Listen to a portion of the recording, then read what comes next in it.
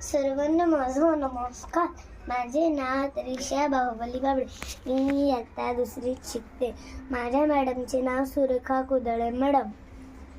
आज 15 ऑगस्ट आपल्या भारताचा स्वातंत्र्य दिन आहे. आपला भारत देश 15 ऑगस्ट 1947 रोजी इंग्रजांच्या गुलामीतून मुक्त झाला. आज आपण सर्वांनी आपल्या भारताला सलाम करूया आणि देशाचा अभिमान बाळगूया. ये मेरे वतन के लोगो, तुम खूब लगा लो नारा. ये शुभ दिन है हम सबका, लहरा लो तिरंगा प्यारा. पर मत भूलो सीमा पर वीरों ने प्राण गवाए.